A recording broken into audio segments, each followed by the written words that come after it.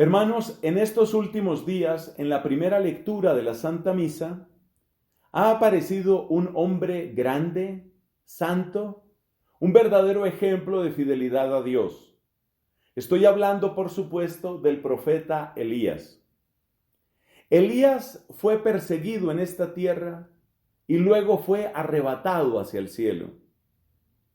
Elías permaneció fiel cuando la inmensa mayoría de la gente le daba la espalda a Dios por dos razones, que son las mismas dos razones que hacen que uno caiga en pecado. Esas dos razones, ¿cuáles son? La gente se apartó de Dios o por seducción de los bienes del pecado o por miedo a los castigos si permanecían fieles a Yahvé. Ya he repetido varias veces que hay una enseñanza muy lúcida de San Juan de la Cruz, el gran doctor de la Iglesia, verdadero faro de la familia carmelitana. San Juan de la Cruz explica, y además de modo poético, cómo las dos cosas que nos mantienen lejos de Dios, o que quieren apartarnos de Él por lo menos, son las flores y las fieras.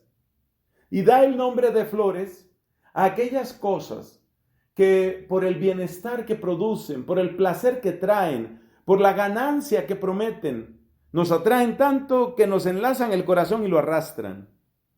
Esas son las flores, las cosas que nos seducen, y por esas seducciones uno comete muchísimos pecados, de distintos órdenes, porque no somos iguales los seres humanos, pero sí somos iguales en cuanto que todos somos pecadores. Entonces las flores son las seducciones que hacen que uno se vaya alejando, dándole la espalda al mandato de Dios. ¿Y cuáles son las fieras? Las fieras son aquellas amenazas, explícitas o implícitas, que me hacen parecer tan arduo el camino de la virtud, que hacen parecer tan difícil ser fiel a Dios, que por evitarme problemas simplemente sigo haciendo lo que estoy haciendo. Ejemplo clarísimo de las fieras son las persecuciones religiosas. En los primeros siglos del cristianismo, por ejemplo, muchos hombres y mujeres se vieron ante una terrible disyuntiva. Si permanecían fieles a Dios, iban a ser torturados, encarcelados, iban a ser juzgados sumariamente y finalmente ejecutados a veces de modos crudelísimos. Si permanecían fieles a Dios. ¿Y la otra posibilidad cuál era? Pues darle la espalda. Según algunas estadísticas, más de la mitad de aquellos cristianos le dieron la espalda a Dios por miedo a la persecución, por miedo a la cárcel, por miedo a la tortura, por miedo a la injuria, la difamación. Esas son las fieras, es decir, aquellas amenazas con que el demonio o el mundo se nos plantan delante y nos dicen, si tú vas a seguir fiel a Cristo, mira lo que te va a pasar. Las flores y las fieras. Bueno, esa enseñanza preciosa, que por eso la repito con alguna frecuencia, esa enseñanza de San Juan de la Cruz, igual se vivió en el siglo VIII antes de Cristo, en la época del profeta Elías. Y en esa época, la mayor parte de la gente, la inmensa mayoría del pueblo le dio la espalda a Dios. Bien por las seducciones de pasarse al culto que proponía la reina bruja llamada Jezabel, y era literalmente bruja, como lo hemos explicado, o bien por miedo a la persecución que esta misma mujer, que era la que realmente mandaba, porque el rey pues era un títere, era una marioneta en manos de esta mujer. Entonces ella lanzó terribles amenazas contra todo aquel que pretendiera ser fiel a Yahvé. Y Elías es el gran profeta que resistió a las flores y a las fieras. Muy bien, pero Elías, como todo ser humano, tenía que completar su misión en esta tierra. Y lo que hemos encontrado en el pasaje de hoy, del capítulo número 19 del primer libro de los Reyes, es el momento en el que el mismo Elías elige como sucesor a Eliseo. Una cosa que debemos recordar es que Elías no obró por su propia cuenta en esto de elegir a Eliseo. Algunos de ustedes que son muy fieles a la misa cotidiana recordarán que en un pasaje de estos días habíamos dejado a Elías metido en una cueva. Y en esa cueva Elías, haciendo como un retiro espiritual, se acogió a la promesa que le hizo Dios: voy a pasar delante de ti. Y fue ahí cuando hubo un huracán y hubo un terremoto y hubo gran fuego, y en nada de eso estaba el Señor. Pero finalmente, en una brisa muy suave, el Señor le habló. ¿Y qué le habló? Le dijo a quién tenía que nombrar rey de Siria, a quién tenía que nombrar rey de Israel, a un hombre llamado Jehú, en reemplazo de Ahab. Y le dijo que tenía que ungir como profeta sucesor suyo a un hombre llamado Eliseo. Y ese Eliseo es el hombre que aparece en el pasaje de hoy. De manera que cuando Elías va a buscar a Eliseo, no lo hace simplemente por su gusto, sino que se pliega al gusto de Dios. Quiere seguir la voluntad del Señor en todo, y por eso, con un gesto simbólico, arroja su manto sobre Eliseo. Ese cubrir a Eliseo con el manto es una manera de indicar muchas cosas. Es ponerlo bajo su protección, es ponerlo bajo su enseñanza, pero también es mostrarle que ese manto, que era una pieza de vestido muy propia, muy personal de la gente, ese manto ahora iba a ser, o mejor dicho, en poco tiempo iba a ser el manto de Eliseo, indicando sin duda que la misión, la excelsa misión profética de Elías, iba a tener una continuación en la misión de Eliseo. Centrémonos entonces ahora en Eliseo y tratemos de aprender unas 2 o 3 cosas sobre él. Porque lo que tenemos aquí es un hombre que tenía su vida organizada. La vida la tenía organizada. Y además, él era jefe, él era líder. Él era el que manejaba las cosas. Entonces, hay 2 características que nos llaman la atención de la vida de Eliseo. Tenía la vida organizada, lo cual significa que tenía muy buenas posesiones. Fíjate lo que nos dice aquí. Estaba arando con 12 yuntas en fila. No cualquiera podía tener una yunta de bueyes. En aquellas condiciones de extrema pobreza, muchas personas tenían que hacer prácticamente con su fuerza, con su sola fuerza, el arado, el trabajo del arado. Eliseo tenía 12 yuntas de bueyes. Era un hombre que tenía entonces grandes posesiones, tenía grandes riquezas, y también sabemos por el relato de hoy que era un hombre que tenía también gente a su cargo. Por eso dice al final: asó la carne y ofreció de comer a su gente. Tenía su gente. Tenía dinero, tenía tierra, tenía yuntas, tenía empleados. Él estaba a cargo de todo eso. Su vida estaba organizada. Él era jefe. Él manejaba sus cosas. Estaba en una posición económica y social que la podemos llamar cómoda, o como se dice a veces con cierta delicadeza, una posición desahogada. Ese era Eliseo. Pero ahora llega Elías, y Elías le echa encima el manto.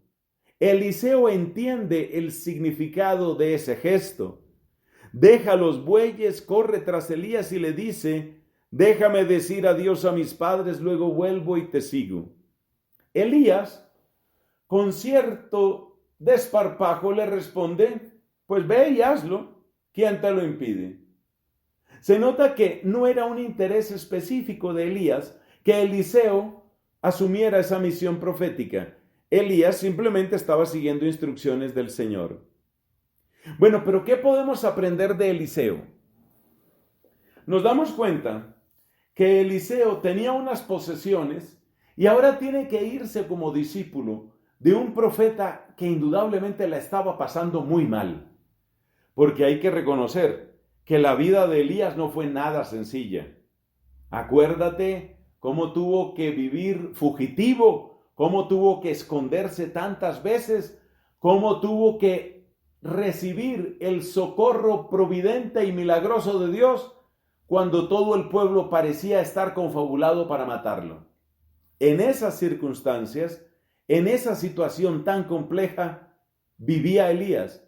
Y Eliseo sale de toda su comodidad para ir detrás de este hombre que era un proscrito, que era un fugitivo, que era un hombre al que le habían puesto precio. Su cabeza tenía precio, porque eso era lo que había dispuesto la reina Jezabel, que ya hemos dicho era la que mandaba. Eliseo deja su comodidad y Eliseo deja de mandar. Eliseo deja de dirigir y pasa a ser dirigido. Entonces, ¿cuáles son los dos grandes pasos que da Eliseo? Deja su comodidad y entra en la precariedad. Deja de dirigir y empieza a ser dirigido, a ser discípulo. Es un paso valiente el que da Eliseo. No es un paso sencillo. Y tenemos que preguntarnos, ¿qué fue lo que movió a Eliseo para dar ese paso? ¿Cómo es posible que este hombre deje su comodidad para entrar a una vida de incertidumbre, precariedad?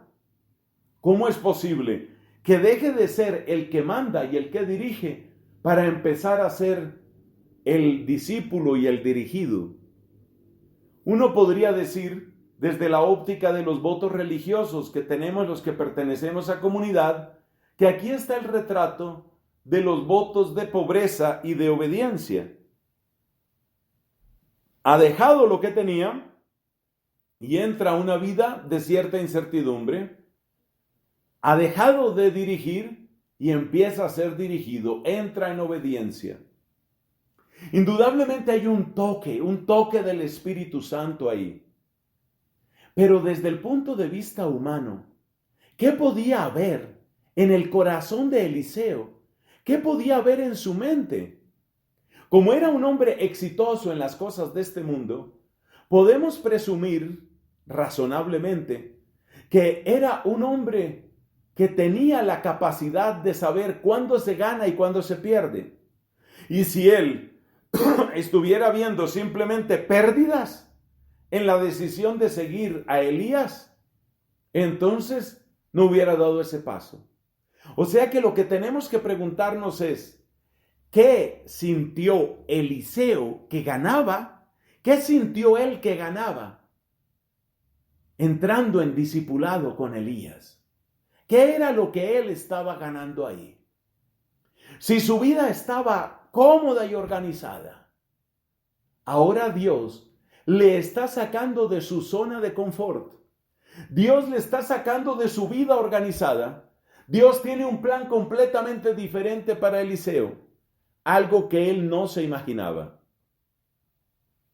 Si uno sigue leyendo el primer libro de los Reyes, y algunos textos van a aparecer en las misas posteriores, si uno sigue leyendo el primer libro de los Reyes, y luego hasta el segundo libro de los Reyes, uno se da cuenta cuál fue la vida y el legado que dejó Eliseo.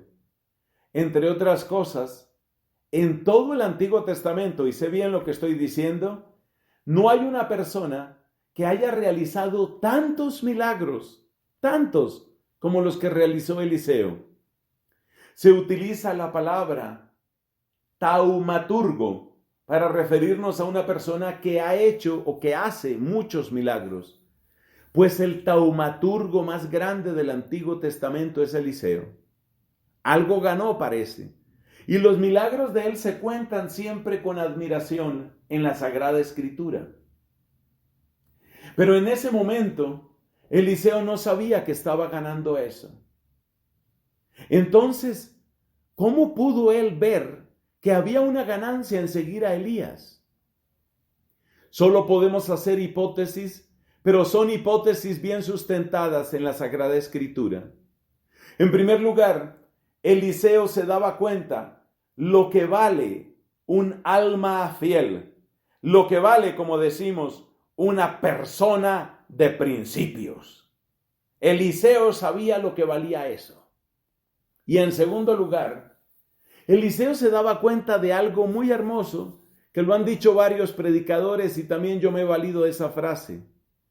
Cuidado con lo que tú tienes, porque hay momentos en que te llenas tanto de cosas que en vez de tener tú las cosas te tienen a ti.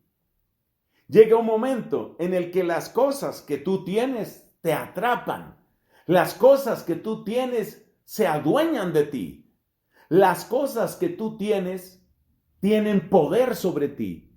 Al principio nosotros creemos que nuestras riquezas y comodidades son cosas que poseemos, pero hay que tener cuidado porque insensiblemente, sobre todo cuando abundan esas comodidades o esas riquezas, insensiblemente puede suceder que son ellas las que adquieren poder sobre nosotros. El Evangelio cuenta una historia muy breve pero muy interesante. Está en el capítulo número 19 de San Mateo con paralelos en otros evangelios. Es la historia de un joven rico. Y esa historia es triste en el sentido de que la historia de hoy, la historia de Eliseo, tiene un desenlace feliz. Mientras que la historia del joven rico del evangelio acaba en tristeza. La historia del evangelio, recordándola brevemente, es la historia de un joven que le habla a Cristo y le dice: ¿qué tengo que hacer para heredar la vida eterna? Y Cristo le dice: cumple los mandamientos, es lo primero que le dice. Y el joven le dice: los he cumplido desde mi infancia.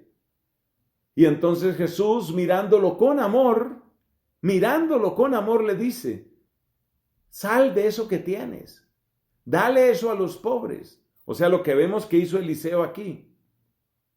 Vende lo que tienes, reparte eso que tienes y ven conmigo. Y aquí no era Elías el que le estaba haciendo esa invitación. Era Jesús el que le hacía esa invitación a este joven. Le hace semejante invitación. Y no es Elías, sino Jesús.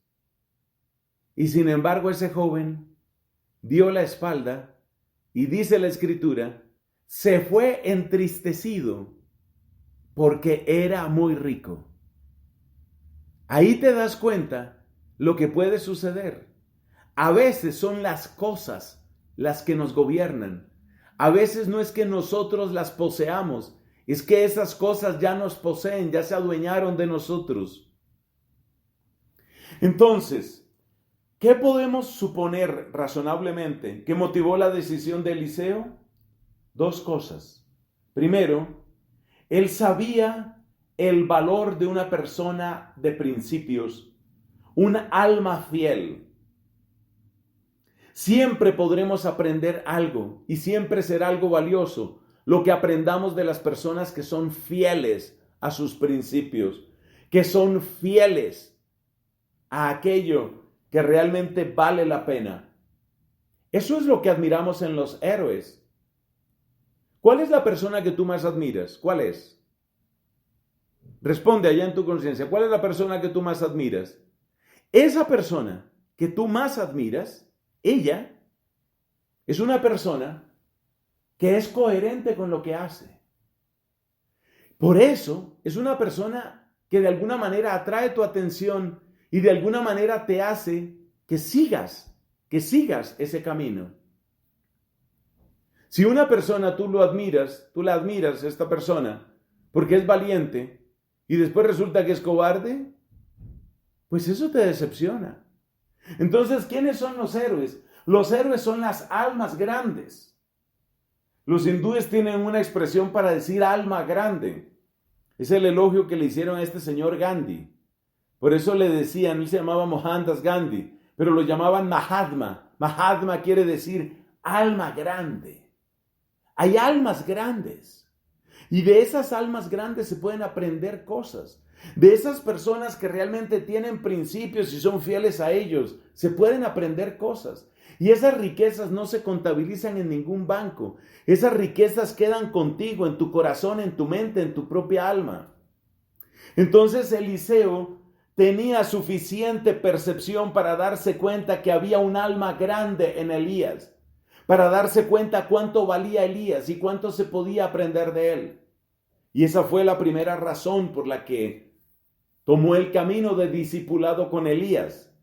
La segunda razón es porque nos damos cuenta que él había percibido, estas cosas se pueden adueñar de mí. ¿De dónde saco yo que él había percibido eso? Pues observa la manera como él deja lo que deja. Él hubiera podido perfectamente despedirse de los papás, ya que quería despedirse de los papás, y dejar ahí las yuntas, los aperos, los empleados, dejar todo, irse solamente él. ¿Por qué él sacrifica esos bueyes? ¿Por qué él da de comer esa carne? ¿Por qué él quema esos aperos? Porque él se da cuenta que está dando un paso sin retorno. Él no quiere que eso tenga poder sobre él. Porque tú sabes qué pasa. Que cuando una persona se va, pero deja todo listo, siempre tendrá más fuerte la tentación de volver. Esto sucede también en los matrimonios. Esto sucede también en las parejas. Por eso, las parejas realmente exitosas, por lo menos las que yo he conocido, son parejas no en las cuales cada uno ya tiene un mundo construido. Él tiene todo su mundo construido con su apartamento, con su sueldo, con sus ahorros, con su vehículo. Ella ya tiene su carro, su apartamento, su vehículo, y ahora se juntan ellos dos. Es muy peligroso eso, muy peligroso. Sobre todo si faltan los hijos, es muy peligroso. ¿Por qué? Porque no están construyendo en realidad una historia juntos. Y siempre habrá la tentación de decir, yo me devuelvo a lo que yo tenía. Eliseo toma una decisión radical. Eliseo no quiere ser aprisionado por las cosas. Eliseo no quiere que se adueñen de él las cosas de las que él es dueño. ¿Qué tal esa frase? Eliseo no quiere que se adueñen de él las cosas de las que él es dueño. Y por eso, de alguna manera, sale de esas cosas, de alguna manera se deshace de esas cosas, de alguna manera se despide de ese pasado. Él no quiere que esas cosas tengan poder sobre él.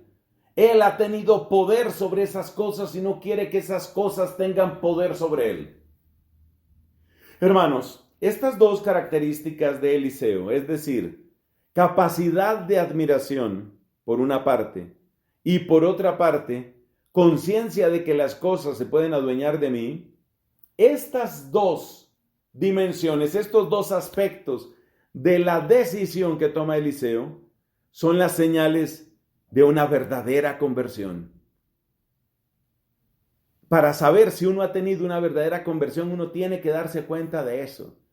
Uno tiene que darse cuenta de si hay dentro de uno una genuina admiración por aquello que está abrazando, por aquello que está empezando, por esas almas grandes, por esa vida valiosa, esa que nos da ante todo Cristo.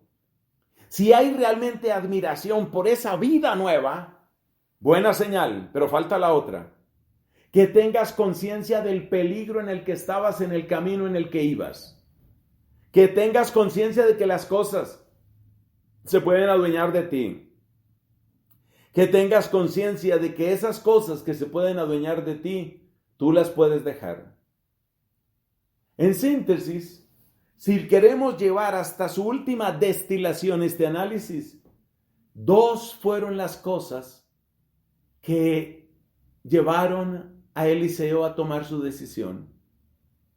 Una profunda admiración por el bien y un deseo ilimitado de verdadera libertad. Ese anhelo de bien, él lo veía retratado en Elías, y esa libertad, él la veía más completa si realmente cerraba la puerta a aquel pasado. Quiero terminar esta reflexión solamente recordando a otro Antonio. Hoy la iglesia celebra a Antonio de Padua, pero hay otro Antonio que vivió en el siglo III, llamado Antonio Abad. Y este Antonio Abad era un joven rico, es algo así como, podríamos decir, la venganza entre comillas del Espíritu Santo. Muy entre comillas, ya vas a ver por qué lo digo. Porque es que en el Evangelio se dio el caso de un joven que porque era rico no siguió a Cristo. Antonio es la venganza del Espíritu Santo en el sentido de que Antonio Abad, era muy, muy rico. Pero ese sí, vendió todo, dejó todo. No quería que las cosas se adueñaran de él y se fue en un camino de estricta penitencia, en un camino de estricta oración, al más estricto discipulado de nuestro Señor Jesucristo. Es un gran precursor de toda la vida monástica, gran precursor de lo que significa una vida consagrada, entregada a Dios. Ese es San Antonio Abad. ¿Con esto qué quiero decir? Que si hay gente que ha hecho lo de Eliseo, y este es un criterio de discernimiento vocacional. Si una persona, por ejemplo, va a entrar a una comunidad religiosa, pensemos una chica que va a entrar a una comunidad religiosa, si esta chica no tiene una gran admiración por esa forma de vida, que supone deseo o ilusión de vivirlo, y si no tiene a la vez conciencia de que la pueden atrapar muchas otras cosas si no toma esa decisión, si ella no tiene esas dos características, muy difícil que avance en su camino vocacional. Pero atención, lo mismo vale para el matrimonio. Lo mismo vale para el matrimonio. Si un muchacho no mira con amor, con alegría el futuro, y el futuro no significa voy a tener mujer, el futuro significa voy a tener hogar, voy a tener hijos, voy a construir algo. Si él no tiene esa ilusión, si no se le ve esa ilusión, muy peligrosa esa decisión. Pero además, se necesita que él tenga conciencia de lo que tiene que dejar y que se dé cuenta que si no lo deja no es realmente libre. Esa es una decisión matrimonial bien tomada. Fíjate cuántas cosas nos enseña la Sagrada Escritura. Sigamos ahora nuestra celebración. Pidámosle a Dios que el amor que brilla, que destella, que brota del Santísimo Sacramento, llegue a nosotros y nos ayude a tomar las mejores decisiones. Amén.